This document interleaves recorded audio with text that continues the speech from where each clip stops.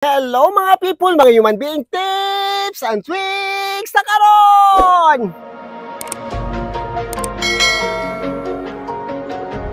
Ay sa hindi pa nakasubscribe sa ating YouTube channel, pakisubscribe naman, Miss Human Being, para updated kayo sa mga susunod na video.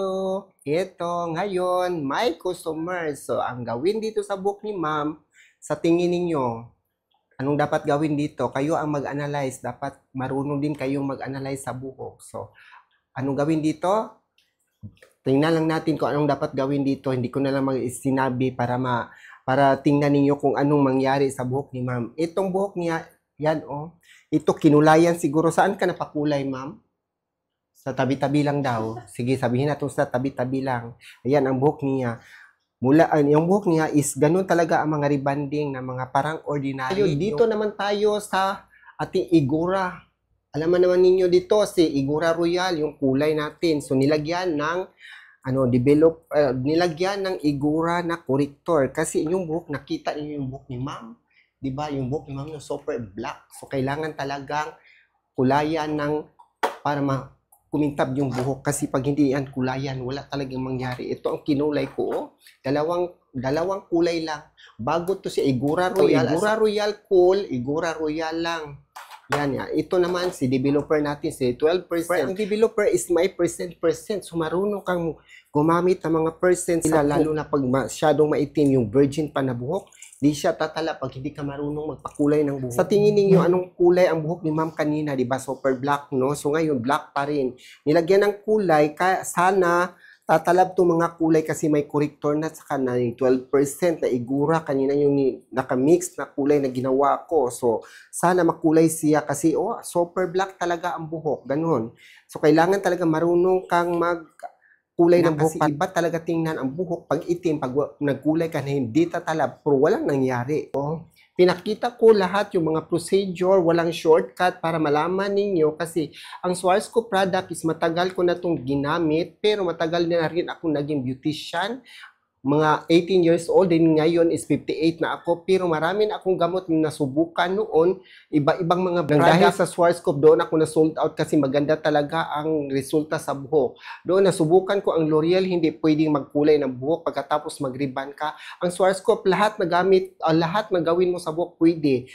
Ang resulta niya, hindi masira yung mga buhok. Proud ka sa gamit mo, proud ka sa trabaho mo nang dahil sa Swarovski product. Ito si Ban Lotion Bondastic, equivalent to Zero or strong nga rebanding. So marunong tayo ditong mag-mix ng mga number kasi pag hindi ka marunong mag-mix ng mga gamot, yung mga buhok dapat na-analyze muna at saka yung mga gamot dapat analyze mo rin kung anong number na gamitin mo. Ito si Ban Lotion, no?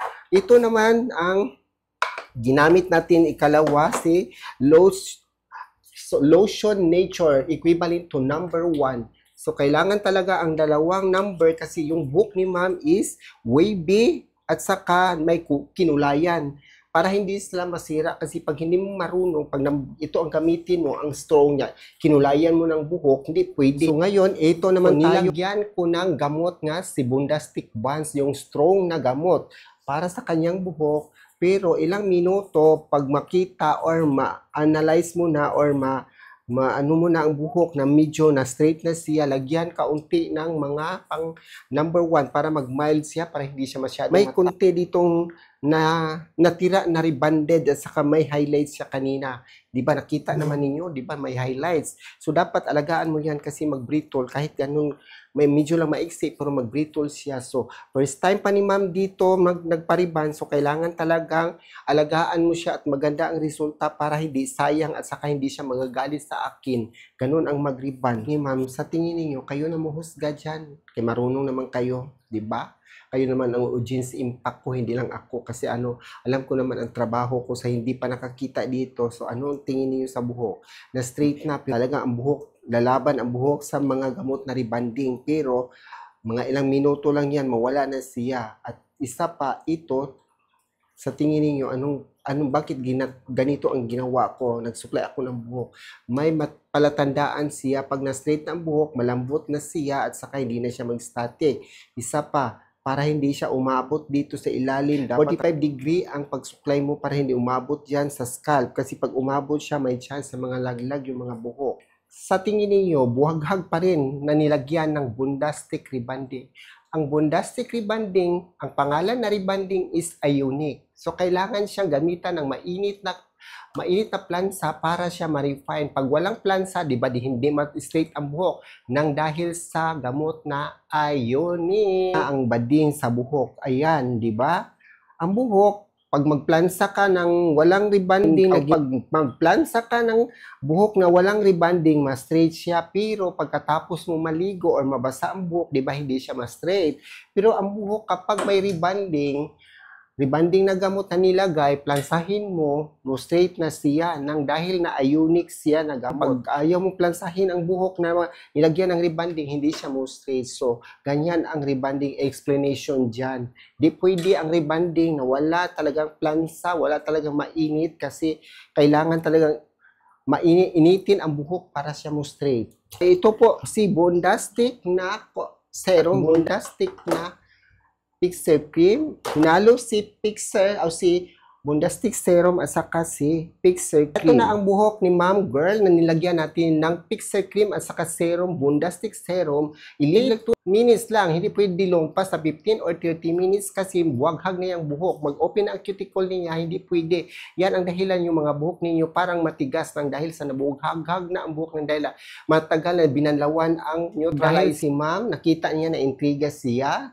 Yung nakita niya sa buhok niya doon sa mga video, nandoon na sa kanyang buhok. So ngayon, ganyan na ang buhok niya. Oh, super ganda, kinulayan, pagkatapos nagriba ng Bondastic. Super ganda na ang buhok ni Ma'am. Ayan ang buhok niya, oh, di ba? Kita ninyo, super ganda, no? And don't forget to subscribe my YouTube channel, Miss Human Being. Subscribe, like, comment below, and thank you for watching. Bye!